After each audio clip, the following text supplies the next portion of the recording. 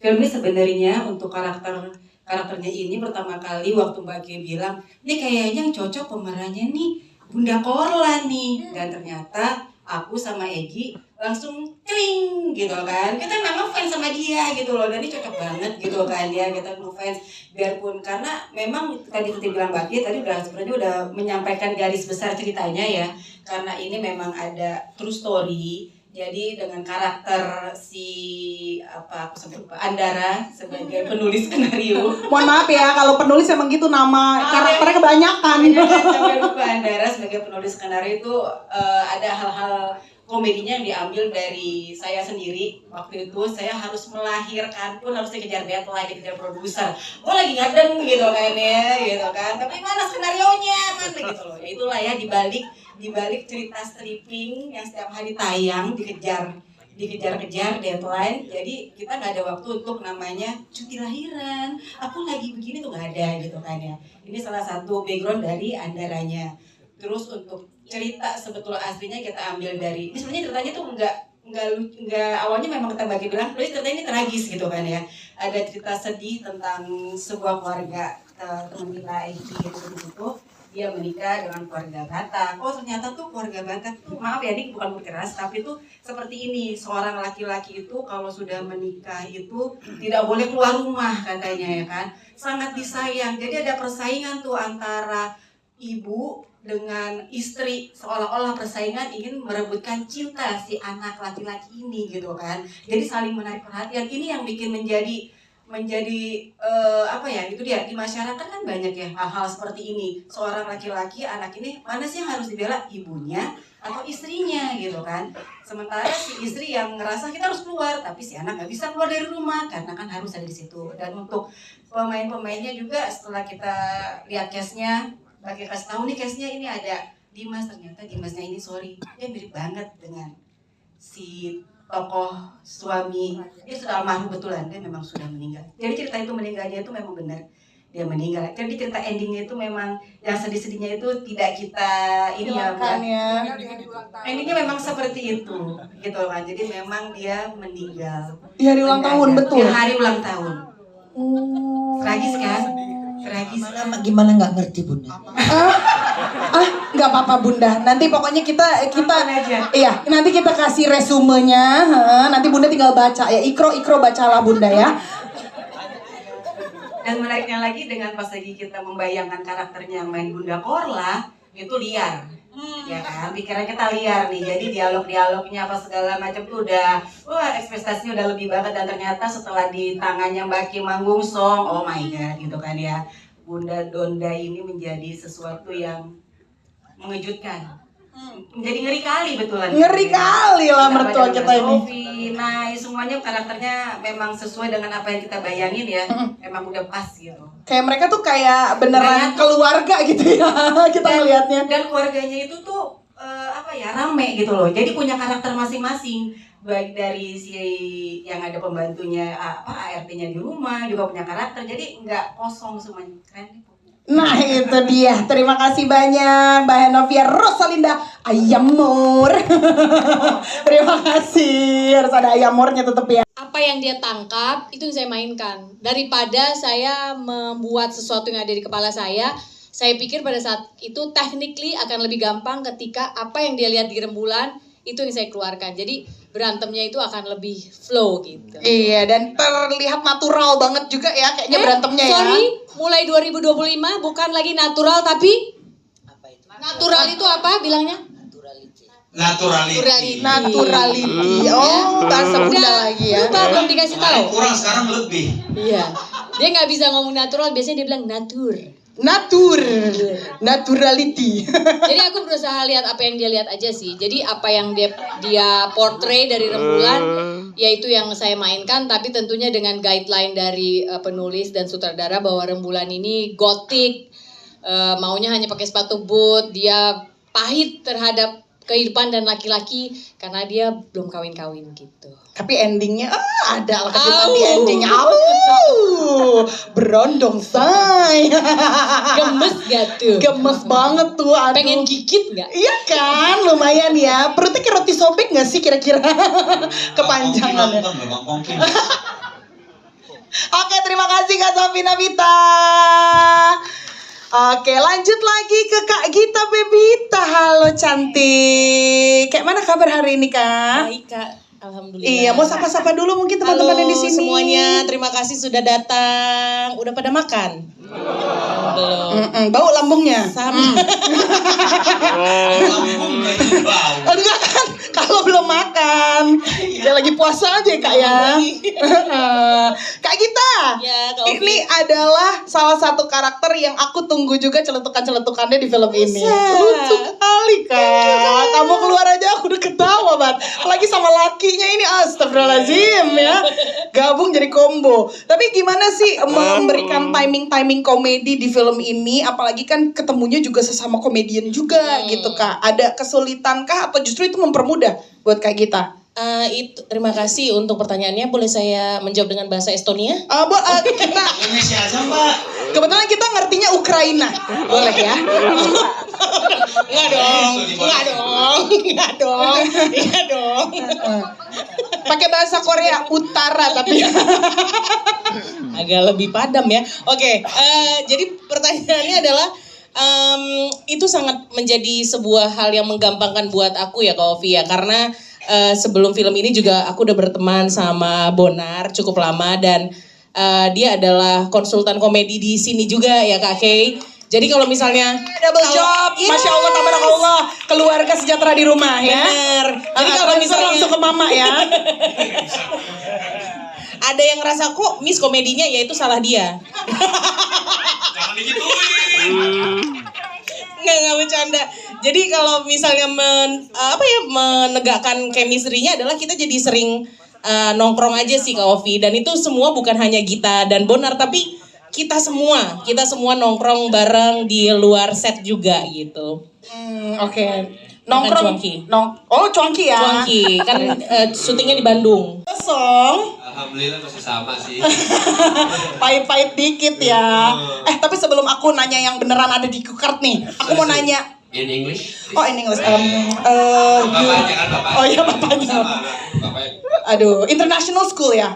Sorry. International school. Interlokal. Nah, kalau international school mahal soalnya. Tapi Kak Dimas, Iya. tadi aku ada satu scene yang menurut aku paling menarik banget. Itu ada di coffin atau peti. Ini endingnya dong. Iya, enggak kan tadi juga dikasih tahu sama mbaknya kan, ujungnya endingnya meninggoy di hari ulang tahun. Nah, tapi ada ininya nggak sih, ada perasaan gimana sih tiduran di peti gitu? Itu beneran nggak sih? Itu latihannya lama banget soalnya. Enggak, itu beneran atau kayak bohong? Ya, atau beneran dari gua gitu. Enggak, bukan, maksudnya beneran tiduran di peti. Iya. Wih, serem banget, Tapi nggak kebayang. Itu kalau itu anak art bikin tapi peti beneran. Oh ya, kirain peti kemas ya, kegedeannya.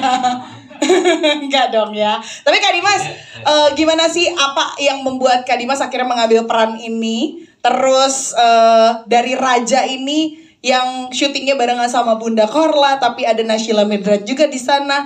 Gimana caranya dan iya Mirdad, maaf typo.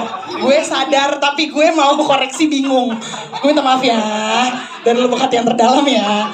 Gimana perasaannya syutingnya yang satu jedar-jedar kayak lagi tahun baru, yang satu lagi kayak ngelihat bulan Ramadan gitu, adem. Pertanyaannya apa? Awal mulanya ngambil peran ini, sama gimana perasaannya, yang satu dar-der-dor, yang satu adem ayem gitu. Kalau awal mulanya, soalnya kenapa enggak ya, ceritanya menarik, drama keluarga yang komedi, apalagi keluarga Batak. Kebetulan mama saya orang Medan, saya tahu tuh kalau dibangunin tidur aja tuh nggak pernah tuh ada volume kecil. Volume biasanya 1, 2, 3, 4, 5, ini selalu di full terus kan. Jadi dari bangunin tidur sampai saya mau tidur tuh selalu ada di atas terus dia. Nggak bisa tuh kayak, halo, apa kabar? Nggak bisa. Halo, apa kabar? Gitu kan, biasa. Jadi udah biasa lah, jadi seru. Kalau dari tone udah biasa ya, Biasa. volume segitu Biasa, ya. iya. Oke, tapi kalau proses syutingnya gimana nih? Akhirnya menemukan chemistry, kan yang satu jedor gitu, yang satu lagi kalem, namaste, mari kita yoga gitu kan. Pas banget kan ya. Balance Jadi, ya. seru sih, tapi emang kita kebetulan namanya juga udah kenal. Terus bukan ya? Ini follow-followan dulu udah kata gue. Terus habis itu ya ketemu sama Bunda Korla, ternyata ya Bunda Korla, Bunda Donda sih sama ya. Bedanya ya. Jadi seru sih, seru ngeliatin Bunda, nontonin Bunda. Pokoknya semuanya terhibur sama Bunda ya sebenarnya pada saat proses syuting ya. Kalau nggak ada Bunda nggak ada Donda. Gak ada Donda, gak ada mertua ngeri kali, gak ada nih kayaknya ya. Mbak juga bingung tuh, gue bikin apa ya? Yaudah Mbak Kay aja lah yang main. Mertua titik-titik gitu pasti. Oke, terima kasih banyak Kak Dimas. Kalau Kanai, iya, pertanyaan yang sama deh, gimana nih Apa? ketika ketemu sama Bunda Korla kan wow banget. Sedangkan kalau kamu sendiri ketika aku nonton gitu ya, ini benar-benar mewakili menantu-menantu di luar sana yang berusaha untuk tersenyum di atas kepahitan-kepahitan yang ada di rumah gitu. Oh, belum pernah sih. Gitu. Oh iya, ya kalau orang ada kan langsung punya rumah sendiri ya. Mohon maaf, beda. Kita kan masih nabung ya. Ya, gimana Kak? Jadinya ceritanya gitu ketemu sama Bunda Korla di sana dengan ya jedar-jedornya Bunda Korla. Iya, jedar-jedornya aku tuh kebetulan emang berapa kali nonton live-nya Bunda di TikTok kan gitu. Terus suka keluar seliweran di explore di Instagram. Jadi kurang lebih tahu oh Bunda Korla seperti itu orangnya. Nah begitu ketemu kemarin ternyata benar-benar seperti itu ya, emang nggak ada bedanya. Tapi ini cemiu ya Kak, correct me if I'm wrong. Ada satu scene yang kamu kayaknya mencoba untuk mengingatkan Bunda kalau misalnya Bunda tuh kayaknya nggak ngomongin soal skrip yang seharusnya. Waktu ngomong viral ya nggak sih? Yang mana tuh? Yang ngomong viral, kan dia ngoceh aja pokoknya mama bisa nari, mama bisa nyanyi, mama bisa masak. Oh iya maksudnya apa? Oh mau viral gitu kan. Iya, Karena mama lupa ya. Karena kita sering banget kayaknya hampir semua scene yang bareng Bunda kita improv ya Bun. Jadi sebelum kita syuting itu kan kita udah reading sekitar 2 mingguan ya. Nah ternyata itu bukan reading buat skrip tapi buat pengenalan aja sama Bunda. Karena begitu di lapangan situasinya beda lagi, dialognya nanti bisa beda lagi. Kita reading dia enggak gitu. Dia writing, kita yang reading. Dia yang nulis, kita ngikutin.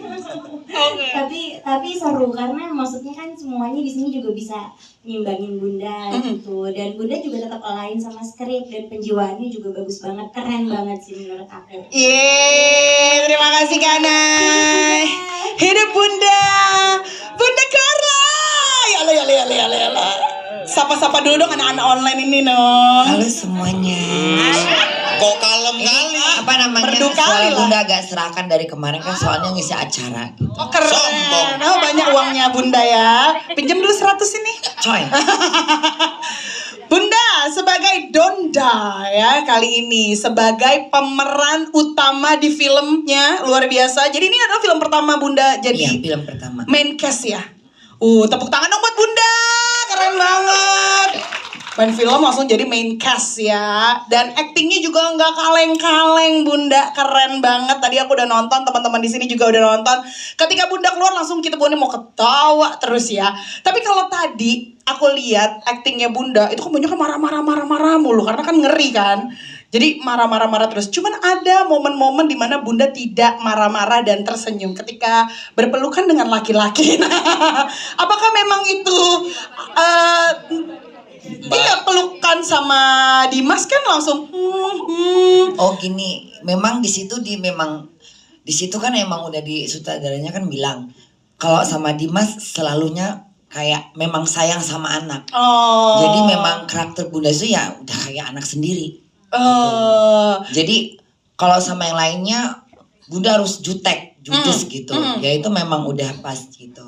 Oke, tapi kalau pengalaman lain ketika ada di depan kamera yang mau diceritain sama teman-teman di sini ada nggak sih yang seru-seru yang lucu-lucu gitu? Jadi pertama kali nerima tawaran ini itu Bunda lagi bengong aja abis nge-live. Iya kan itu kan. Bengong abis nge-lem. Jadi abis nge-live. Maksudnya nge-lem prakarya pakai gimana sih? Jadi abis nge-live gitu kan Bunda kan diam aja di rumah, tiba-tiba ada telepon dari Ivan. Bun mau main film gak? Katanya gitu. Kirain bercanda. Enggak mau gak beneran katanya. Pertama dia bilang mau film tapi film hantu katanya. Bundanya yang dalam peti gak keluar-keluar. Dewe setan kau yang gitu kan. Enggak, tapi bener kata dia, bener ini serius. Nanti orang apanya nanti tiba-tiba ya udah nanti asistennya Ivan ngubungin Bunda. Nanti ngomong sama video call bareng ini. Ini tuh siapa ini? Hamba Allah, sutradaranya. Eda K. Iya. Terus ya Bunda jelasin apa kekurangan Bunda. Jadi Bunda udah jadi atur. Kalau ini jangan. Nah jadi Bunda tuh kan orangnya kan nggak bisa ngafal. Banyak bahasa Indonesia yang Bunda nggak ngerti. Baca komen aja kadang Bunda mesti pelan-pelan gitu kan. Terus Bunda ngomong, Ivan bilangin sama orang film, kekurangan Bunda cuma nggak bisa ngafal dan nggak bisa lancar dalam bahasa Indonesia. Tapi kalau untuk baca skrips itu bukan skripsi kan? Iya, bukan skripsi, nanti sarjana. Skrip. Jadi pas baca skrip itu nanti kecewa nggak gitu. Kecewa nggak orang film gitu. Harus jelaskan sama mereka, Bunda nggak mau ngecewain. Bunda nggak tertarik dengan uang. Berarti Bunda untuk saya ya. Iya, tapi Bun, aku tertarik banget. Dari tadi kok recok bener ya.